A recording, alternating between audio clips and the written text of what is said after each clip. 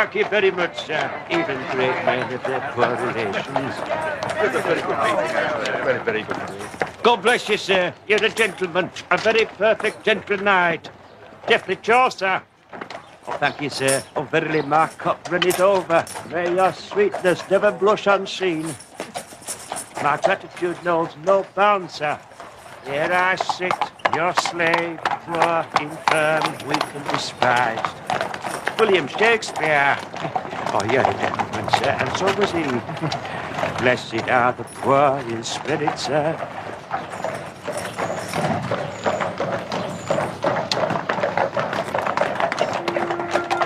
Blessed are the poor in spirit. For yours is the kingdom of heaven, sir.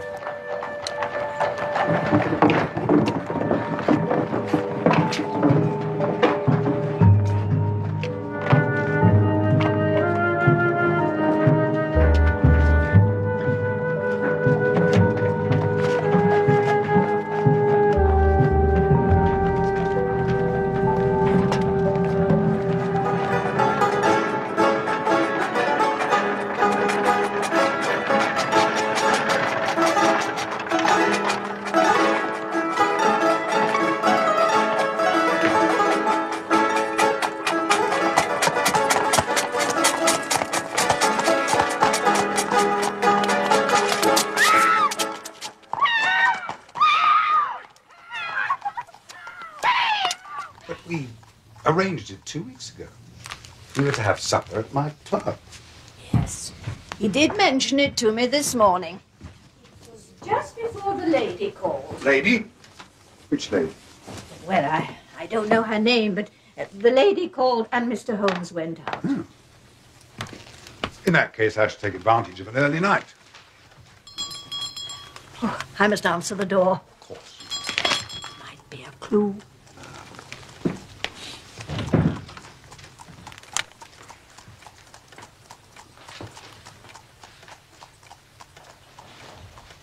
I hope I'm not being a nuisance. Oh, he won't mind, I'm sure. He's the kindest of men.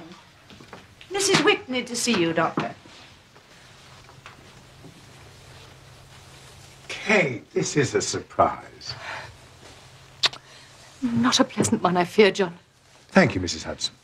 Perhaps some tea? That would be most welcome. You must forgive me for causing so much trouble. You're causing us no trouble at all. Please. Your assistant told me that you were dining with Mr. Holmes. Oh, I see you've been to the surgery. And you had just left. Well, Mr. Holmes has disappeared without trace, as you can see. In that case, I really shouldn't bother you with my problems. Oh, Mr. Holmes disappears without trace at regular intervals. There's really no cause for alarm, only curiosity. But, why did you want to see me? If you're ill, you should not be travelling across London. I am not ill. It's Isa. Ah, well, if Isa is ill, I can visit him at home. He is not at home. He, too, has disappeared without trace. You can probably guess what he's doing. I imagine he's indulging his addiction. Opium? I fear so. Well, he's done this before, has he not? What makes this circumstance so very different? Normally, his orgies are confined to one day. He leaves the house in the morning and returns in the evening, pale and shattered. And this time? I have not seen Isa for 48 hours. Have you the remotest idea what he might be? There is an establishment called the Bar of Gold in Upper Swandam Lane. I believe he is there. But I dare not go there alone. Oh, no respectable woman would go within 100 miles of that vile alley unaccompanied. Will you come with me? No. Oh, but... No, I shall go there on my own. You will go home, and if your husband is where you think he is, I guarantee to have him back with you within 2 hours. Though I dare not imagine what state he'll be in. Your tea, Doctor. My apologies, Mrs. Hudson. I shall not require tea. I'm going out. But Mrs. Whitney will take tea. And what am I to tell Mr. Holmes should he return? Tell him I've disappeared without trace.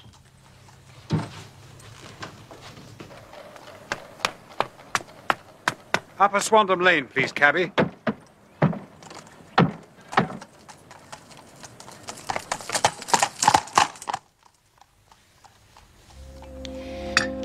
I sometimes wonder whether men ever really truly grow up. They seem to remain little boys forever. Do you wonder about that, Mrs. Hudson? No, Mrs. Whitney, I don't wonder about it. I know it. And they always need us to kiss them better afterwards. In a manner of speaking, of course.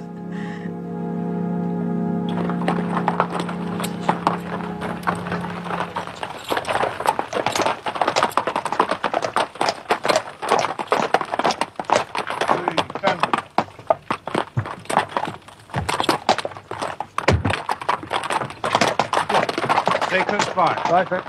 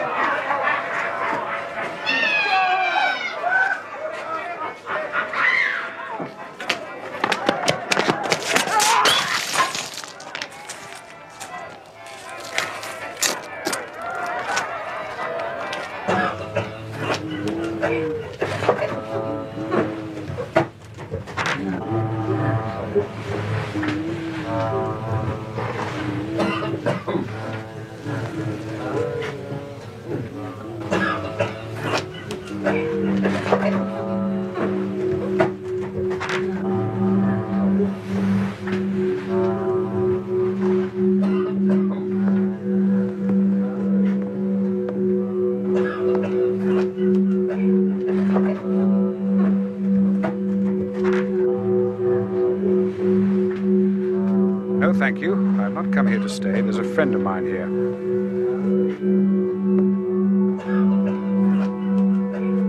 I just wish to speak to Mr. Isa Whitney.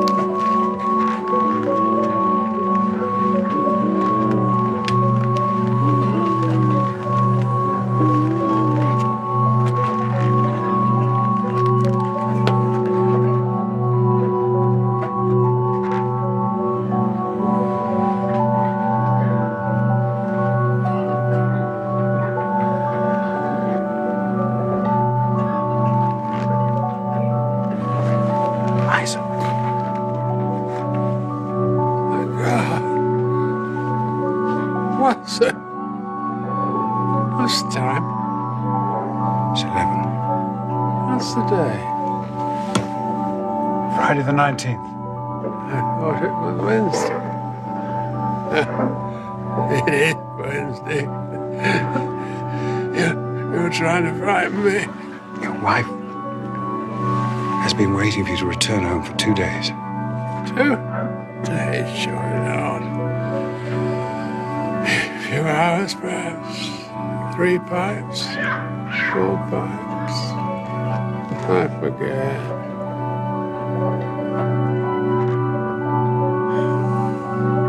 I've got a cab outside. You're going home now. I value my friendship. Your wife's love.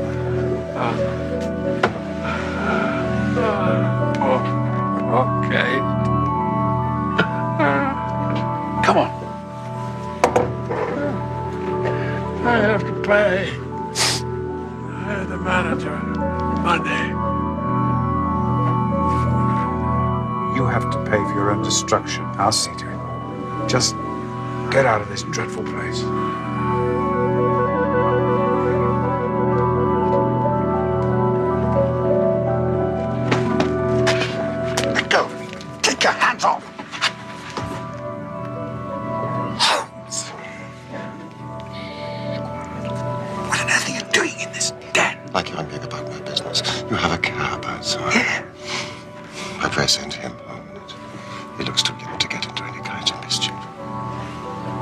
I'll see you in 5 minutes.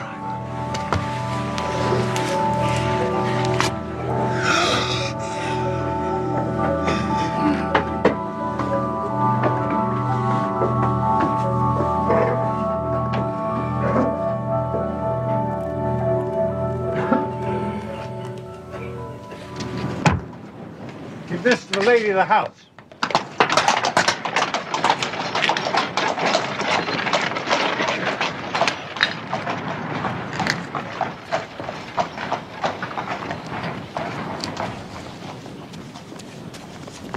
Holmes!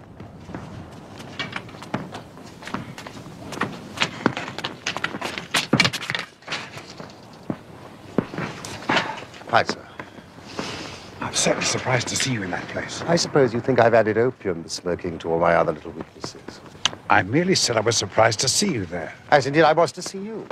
I was searching for a friend. And I felt an enemy. An enemy? Had I been recognized in that place, my life would not have been worth an hour's purchase. John! I'm in the midst of the most remarkable inquiry. I hope you're not smoking the substance in that pipe, Holmes. Only to the extent necessary to merge with the surroundings. I'm off to Lee, in Kent. Are you coming? Of course.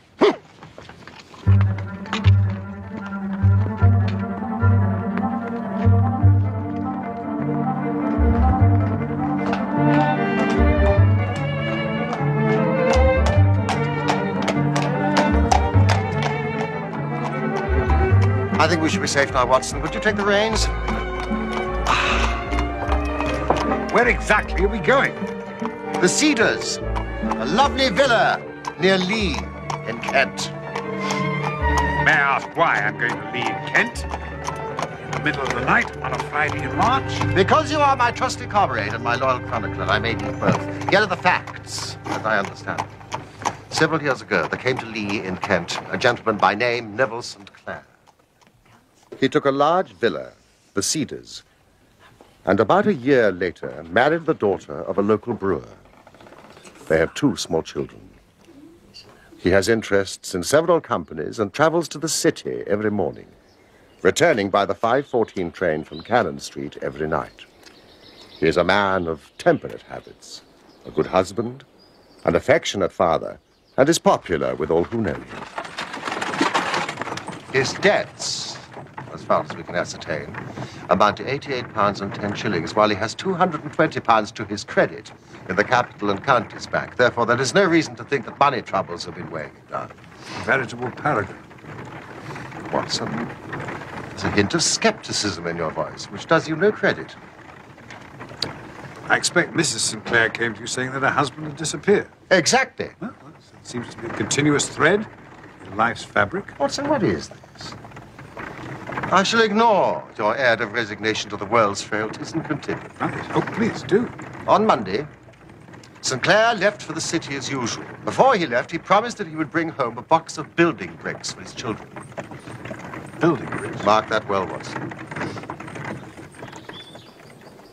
Soon after he left, Mrs. St. Clair received a telegram to say that a parcel of considerable value had arrived for her at the offices of the Aberdeen Shipping Company.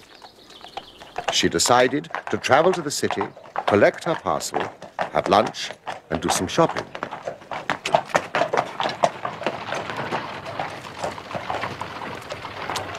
It was by chance that she found herself in Upper Swandam Lane, that same vile alley that we both visited this evening, Watson. And it was at this point that something quite singular took place.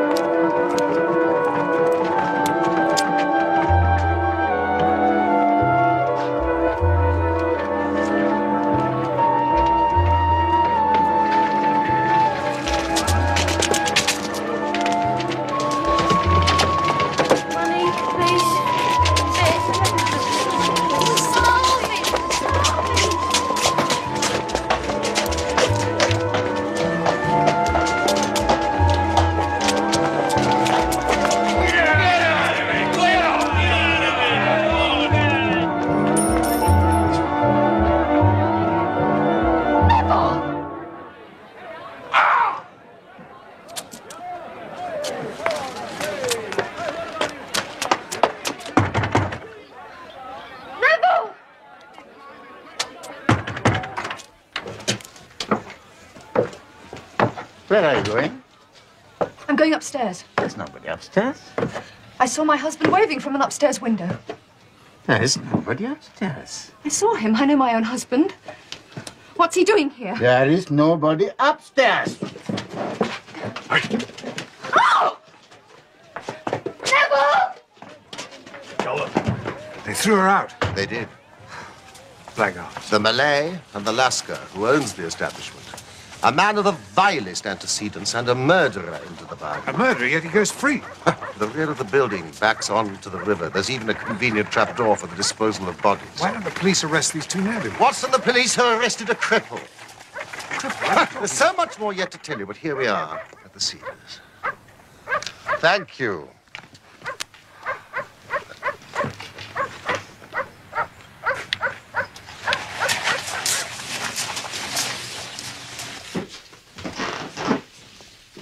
Mr. Holmes. Any news? Mrs. St. Clair, I thought you'd be asleep. Sleep does not come easily at a time like this. This is my friend and colleague, Dr. Watson, who has kindly agreed to help me in my investigation. Mr. Holmes has spoken of you. Mrs. St. Clair? I have taken the liberty of asking the doctor to stay overnight. And I took the liberty of preparing the little cold supper.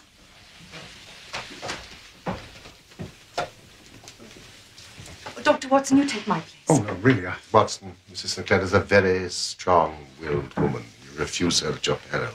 Thank you. Now, Mr. Sherlock Holmes, before we eat, I should like to ask one or two plain questions to which I should like plain answers. Certainly, madam. Do you, in your heart of hearts, think that Neville is still alive? Frankly now, I'm not hysterical, nor am I given to fainting. Frankly, then, I do not. You think he is dead? I do. Murdered? I don't say that. Perhaps. And on what day did he meet his death? On Monday. So then, how do you explain that I received a letter from him today, being Friday?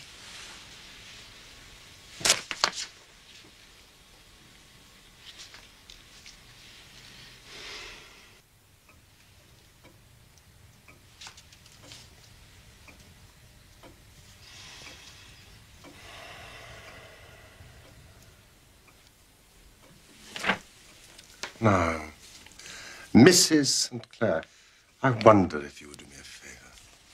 By all means. I have told Dr. Watson what happened up to the moment when you were ejected from that building. Would you tell us what happened subsequently, please? For Dr. Watson's benefit? And for mine. I, too, have to re-examine the facts as we know them. Now, if you're not too tired. Of course. As you may imagine, I do not take kindly to being forcibly removed from a building. I sought and found police help. 2 constables and Inspector... Bradstreet. Bradstreet. And then you returned to the building. Yes. The period of time between these 2 visits was... About 20 minutes. By the time we returned, the door was unbolted. Though I'm sure the Lascar had bolted it when I left earlier. I want to look at your upstairs rooms. There's nobody there. There's nobody there. You can't object if I look. You 2 men stay here.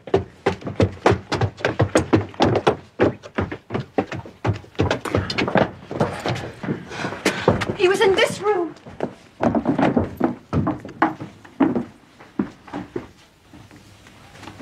Time and again, I tell you, there's nobody here. May we look in that room?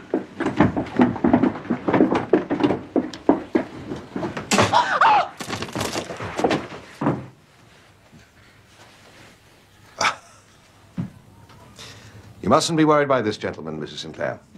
He is an old friend of the constabulary. You know, Inspector, according to W.S. Gilbert, a policeman's lot is not a happy one. Mr. Boone is a professional beggar. No, not a beggar. An honest trader. Does this man lodge here? Yes? You told me nobody lived here. Madam, a beggar is nobody. If you prick us, do we not bleed? Shakespeare, Mr. Boone. I know that one. You've told it to me before. Inspector!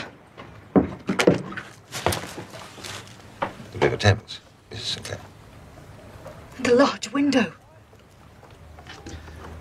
Mrs. Sinclair, a window and a river in close proximity does not automatically mean violent death.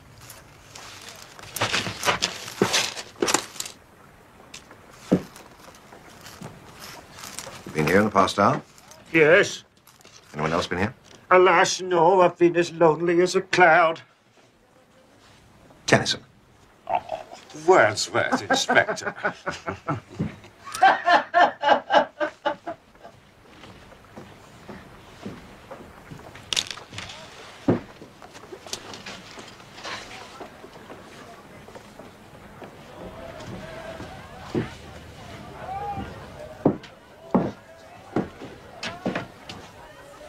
He was standing here. I saw him. Mrs. Sinclair, there is no evidence to suggest that he was ever here.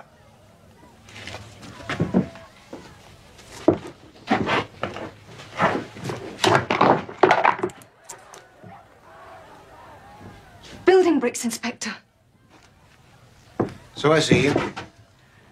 My husband left for the city this morning, and the last thing he said to me was that he had to buy some building bricks for our little girl's birthday. I see. Either of you gentlemen buy building bricks? Somebody must have left them.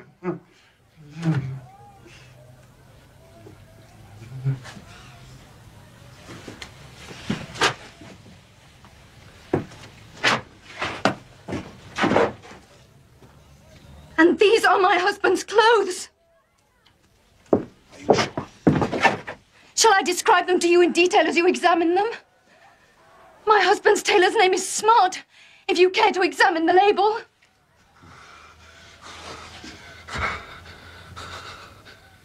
At that moment, Inspector Bradstreet began to believe my story. He and his men made an extensive search of the building. They found a blood stain upon the windowsill. They searched the Malay, the Lascar, and Boone, but found nothing. They failed to find my husband's overcoat. Overcoat? The one item of clothing that was not accounted for. Until low tide.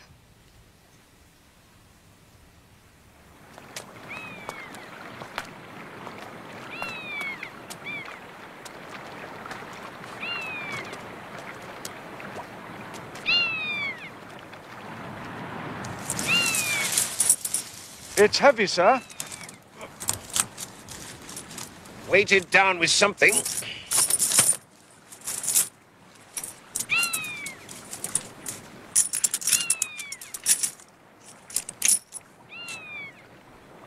There were 421 pennies, 270 halfpennies stuffed into every pocket of the overcoat. Your conclusion, Watson. Speak freely, Dr. Watson. I've lived with every possibility this past week, however hideous. Well, the murderer must have been Boone the beggar. Who else could have access to such a vast number of pennies and halfpennies? That is the conclusion reached by the police. They've arrested Boone. He is presently in Bow Street Police Station. Even though my husband is still alive.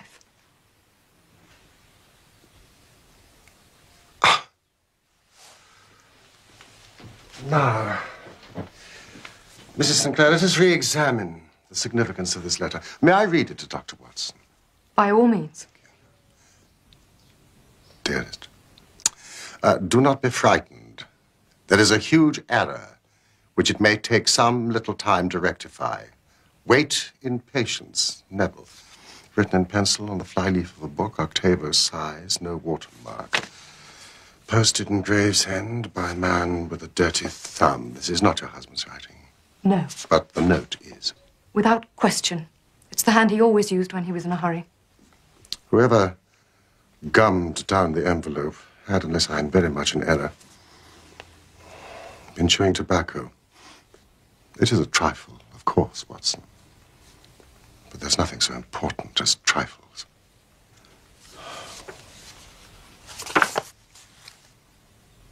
St. Clair.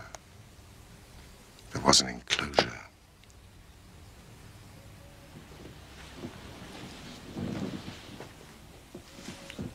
Signet ring.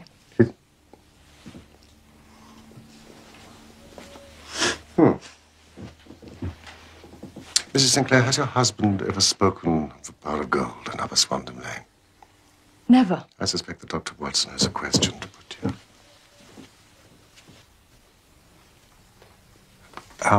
This is a difficult question to ask, Mrs. Sinclair, but has your husband ever shown any signs of taking opium?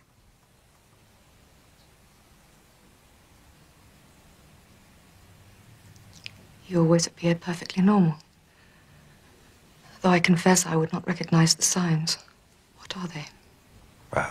Listlessness, a lack of energy, an inability to concentrate, a general air of apathy. Dr. Watson is a specialist in uncontrolled addiction. My husband was not an opium addict. That's to say, is not an opium addict.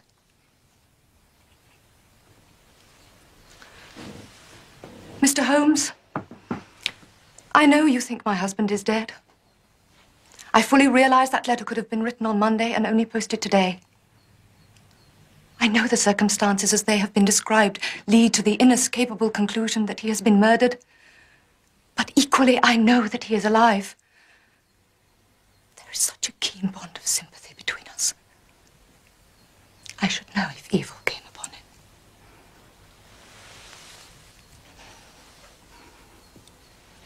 Please help me to find him.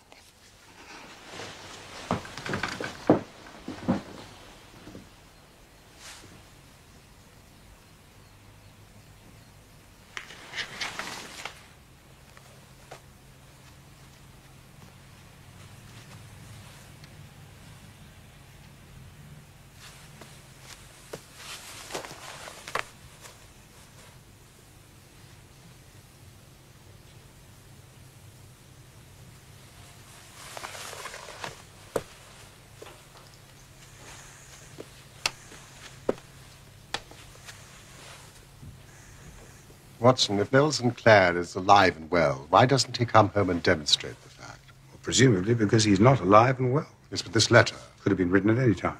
Perhaps under duress. It could even be a skillful forgery. and the signet ring? Easily removed, especially if the victim is dead. Indeed. Proceeding on the hypothesis that Neville St. Clair is dead, how did he meet his death? Well, clearly he was murdered. By whom? Well, the police think it was this chap Boone. I see no reason to disagree with the police. Except... Except what? You say he's a cripple. Yes.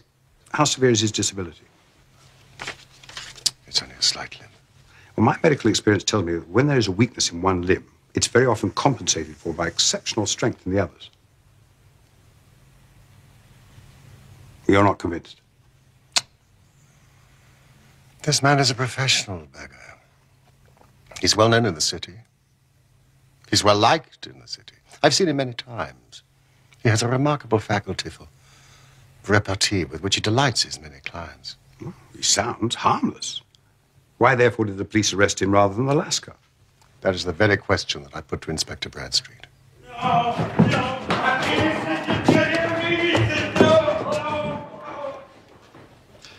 Murder has obviously been committed. By a process of elimination, Boone must be the murderer.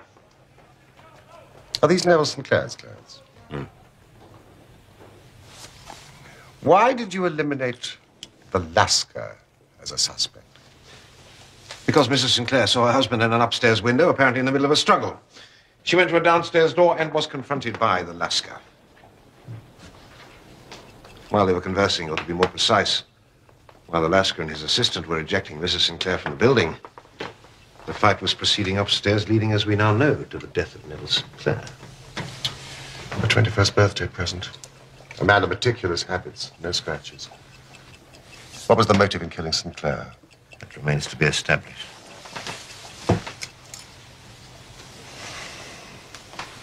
Not a trace of opium. Could it have been robbery? No. St. Clair's wallet was in his pocket. The money untouched. How'd you explain the coins in the overcoat? I cannot truly answer that, Mr. Holmes. Let me try. Boone kills St. Clair. He removes the outer garments, hoping to capitalize on them and their contents. He lifts the body, carries it across the room, forces it through the open window, hence the abrasion. Blood upon the windowsill. He releases it into the river. Where it's sucked away by the tide. In the midst of this activity, he hears the scuffle downstairs as Mrs. St. Clair tries to force her way in. There's not a moment to be lost. Must dispose of the clothing.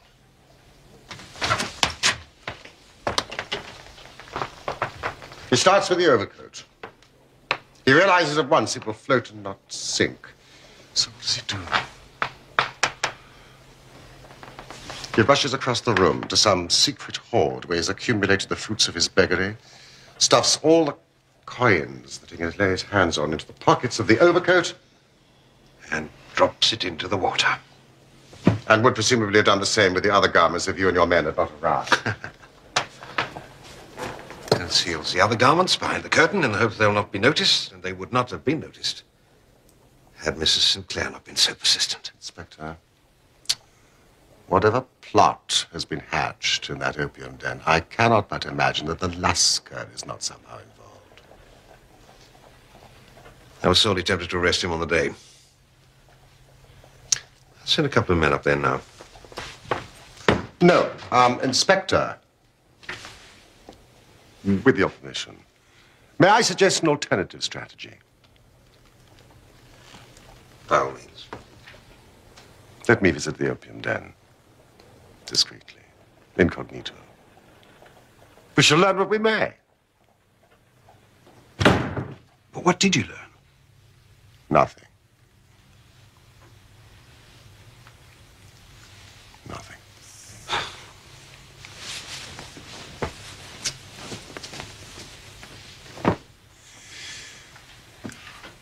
Everybody,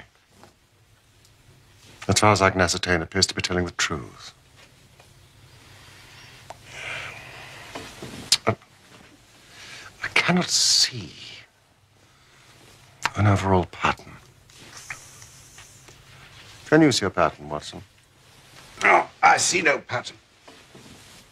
But I do see a woman who, despite all objective circumstances, still believes that her husband is alive. And you've said on many occasions that the impression of a woman may be more valuable than the conclusion of an analytical reasoner.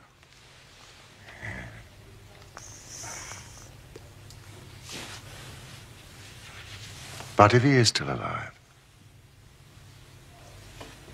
where is he? I have no idea. But I do have an urgent request. It's now well past 4 in the morning. May I go to sleep? Certainly. Thank you.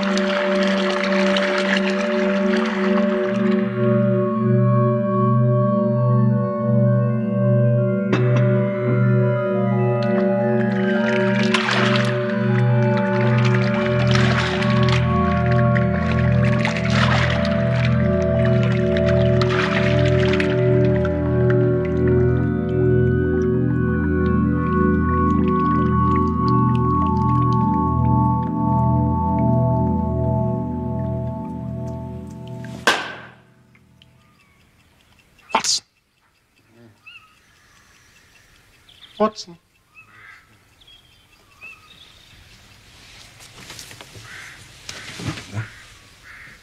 Well, what time is it? Dawn. I've only had 2 hours sleep. I wonder if you do me the very great kindness of considering the possibility of waking up. I assume you have a good reason. Are you game for the drive? Certainly, but does it have to be this early? I have a little theory I wish to test. Is anyone's life at stake? Certainly not. Wouldn't it be possible to test your theory a little later this morning? I'll see you downstairs in 5 minutes. 5 minutes.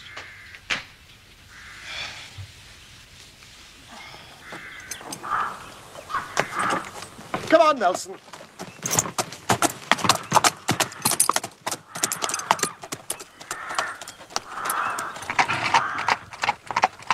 You have the grand gift of silence, Watson. It makes you quite invaluable as a companion.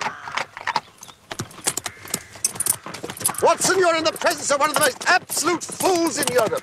You exaggerate, I Holmes. deserve to be kicked from here to Charing Cross. The moment you woke me up, I would have been I've prepared got the key, Watson, here in this Gladstone bag.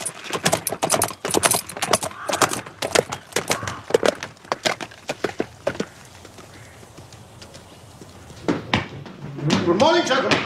Watson, I confess I've been as blind as a mole. But it's better to learn wisdom late than never to learn it at all. Bradstreet.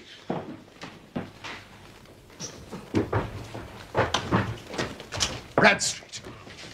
I've called about that beggar man, Boone. He's in the cells, Mr. Holmes. What can I do for you? I should very much like to see him. He'll probably be asleep. Most of the population is probably asleep, Holmes. Very well, Mr. Holmes. Dr. Watson, if you'll come this way. You can leave your bag in the office, Mr. Holmes. I'll take it with me. It contains the key. He's a dirty scoundrel. Filthy. Refuses to wash. Says washing weakens a man's resistance.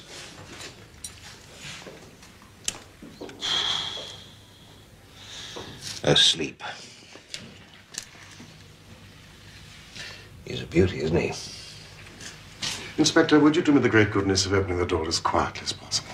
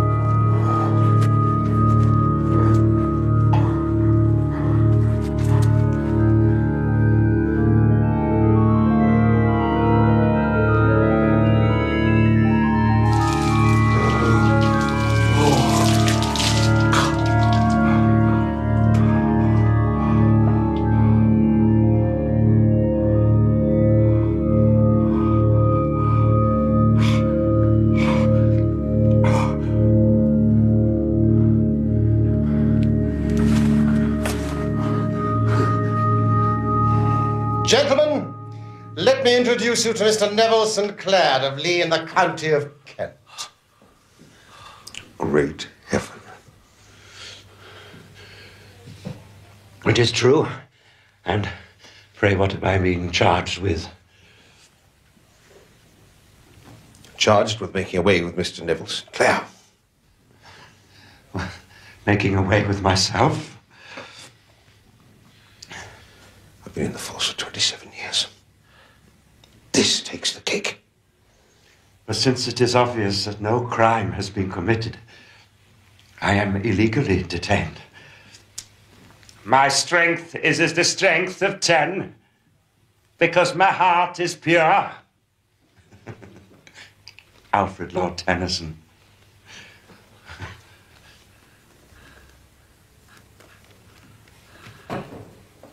You lied to your wife, Mr. St. Clair. Is that purity?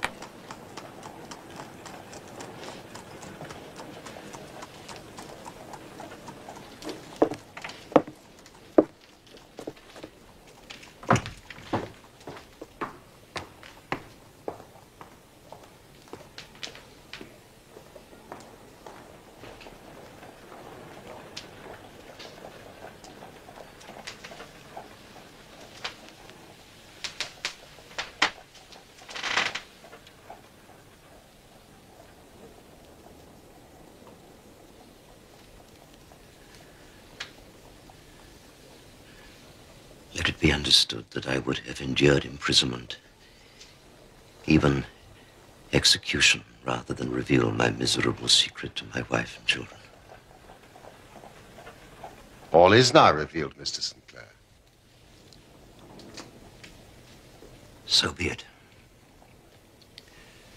My father was a schoolmaster in Chesterfield. I received an excellent education, traveled, took to the stage, and finally became a reporter on a London newspaper. One day, my editor wished to have a series of articles upon begging in the metropolis, and I volunteered to supply them. So you became a beggar? Yes. And your experience as an actor must have proved invaluable. Yes. Exactly. Yes, I painted my face to make myself look as pitiable as possible. I manufactured frightening scars. I twisted my lip with the aid of a piece of flesh-colored plaster. And then with a dark wig and appropriate clothing, took my position in the busiest part of the metropolis. Ostensibly as a match seller, but yes, really as a beggar. And you did well? Yes. In one day, I took 26 shillings and 4 pence. I wrote my articles for the newspaper. My editor was delighted, and I thought no more about it. Until one day, I backed a bill for a friend of mine and had a writ served on me for £25. Well, I was at my wit's end. I mean, what could I do? And then suddenly an idea came to me. I asked for a fortnight's holiday from my employers and spent the time in the city, begging. In 10 days, I had the money and was able to pay back the debt. That was when I fell into the trap. How much were you earning from the newspaper at this time? £2 a week. Far less than begging. Yes. During the last few years, I have earned on average at least £700 a year. But that's a gentleman's income. Calmly, Bradstreet. I think it is pertinent to say that Mr. St. Clair is no ordinary beggar. People do not expect a beggar to quote extensively from Shakespeare, Mr. Dickens, the Bible, or the latest popular songs. An aristocrat among beggars. Well, it is not for me to claim such a distinction, but as the inspector rightly observes, I had a gentleman's income, so I proceeded to live like a gentleman. I bought a villa in Kent. I married a beautiful and respectable woman. And every morning I traveled to my business in the city. You must have been embroiled with the Lascar by this time. Yes, I paid him a generous rent for the use of his upstairs rooms. My secret was safe with him. I fell among thieves, but found honor of a sort. You see, every morning I would emerge as a squalid beggar, and every evening transformed into a gentleman. Tell us about Monday. I had finished for the day and was dressing in my room above the opium den. And suddenly I looked out of the window. To my horror and astonishment, there was my wife in the street, her eyes fixed full upon me. Neville! I ran along to try and find Lasker. You must not let her in. I'll say there's nobody upstairs. She may return with the police. I'll tell them there's nobody upstairs. Mr. Boone will be upstairs. Ah, Mr. Boone is a lodger. He has a right to be upstairs. Neville! I then became Boone, the beggar once more. And then it occurred to me that there might be a search of the room, and that my clothes might betray me. So I picked up my coat, which was weighed down with the coins that I had just transferred from my leather bag, in which I carry my takings. The rest of my clothes would have followed, but at that moment, the police arrived. The rest you know. We found blood on the windowsill. In my haste to open the window, I cut myself. A minor abrasion, but if you prick me. And thus I was arrested on suspicion of having murdered myself. And thus you caused your wife much anguish. But I wrote her a letter. And gave it to the Lasker to post? Yes. It was not delivered. It arrived yesterday. He probably gave it to one of his sailor customers. I shall never forgive myself the agony which I have inflicted upon my wife. Can I go to her now? I think we must impose one condition, Mr. Sinclair. Anything. There must be no more of you, Boone. I swear it by the most solemn oath that a man can take.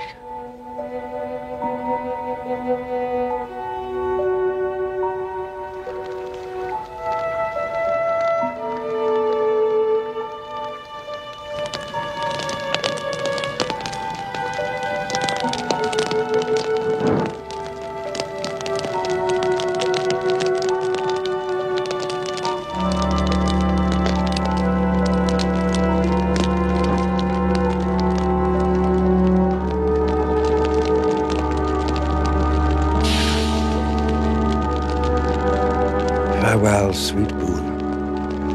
A flight of angels sing